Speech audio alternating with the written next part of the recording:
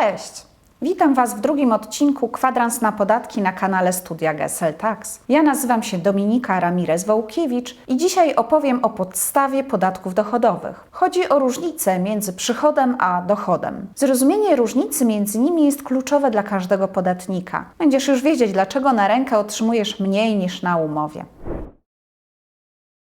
Zacznę od przychodu. Przychód to kwota pieniędzy, która jest Ci należna w danym okresie, np. z tytułu sprzedaży produktów, usług, wynagrodzenia z umowy o pracę, wynajmu nieruchomości itd.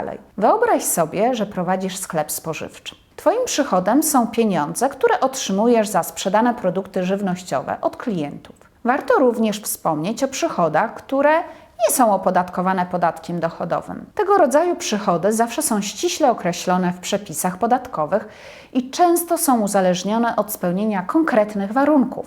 Na przykład przychodem podatkowym nie są odsetki od pożyczki, które nie zostały jeszcze otrzymane. Nie są też wygrane w grach liczbowych, alimenty na rzecz dzieci do 25 roku życia, wynagrodzenia z umów o pracę dla młodych do 26 roku życia, czy dla seniorów powyżej 60 roku życia dla kobiet i 65 roku życia dla mężczyzn.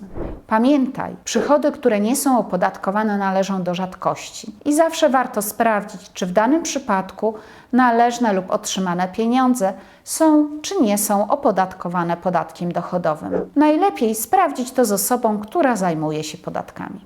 Natomiast dochodem podatkowym jest kwota, która pozostaje po odjęciu od przychodu wszystkich kosztów podatkowych. Kosztami podatkowymi są wszelkie wydatki, które ponosisz, aby zarobić pieniądze. Na przykład dla wspomnianego sklepu spożywczego kosztami podatkowymi są koszty zakupu towarów, wynagrodzenia pracowników czy czynsz najmu. Na przykładzie tego sklepu spożywczego, jeżeli we wrześniu 2024 roku otrzymałeś od klientów 100 000 złotych, a Twoje wszystkie koszty podatkowe wyniosły 80 000 złotych, to Twój dochód wyniósł 20 000 złotych. Od tych 20 000 złotych należy policzyć podatek dochodowy. Pamiętaj jednak, nie wszystkie wydatki są kosztami podatkowymi, a przepisy podatkowe regulują tę kwestię dość wyraźnie. Przykładem wydatków nie będących kosztami podatkowymi są na przykład niezapłacone odsetki, wydatki reprezentacyjne, w szczególności zakup napojów alkoholowych, odszkodowania i kary umowne, niewypłacone wynagrodzenia lub składki ZUS, niektóre koszty związane z używaniem samochodu osobowego.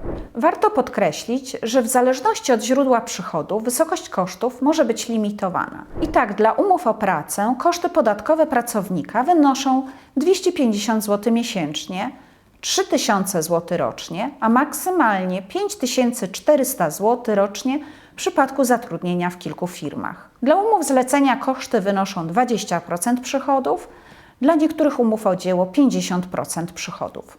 A teraz czas na podsumowanie. Przychód równa się całkowita kwota pieniędzy, którą otrzymujesz zgodnie z umową. Dochód równa się kwota, która zostaje po odjęciu od przychodu wszystkich kosztów podatkowych. Warto znać przychody i koszty niepodlegające opodatkowaniu, żeby dobrze rozliczyć podatki dochodowe lub przynajmniej wiedzieć, czy w rozliczeniu rocznym Urząd Skarbowy dobrze wyliczył Twój podatek dochodowy. Jeśli spodobał Ci się ten film, zostaw łapkę w górę.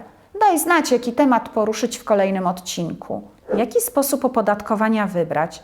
Podatek liniowy, skalę czy ryczałt? Czy może jakie są różne źródła przychodów w podatku dochodowym od osób fizycznych? Pamiętaj o subskrypcji kanału Studio Gesell, gdzie emitujemy filmy z serii Kwadrans na podatki Gesell Tax. Do zobaczenia!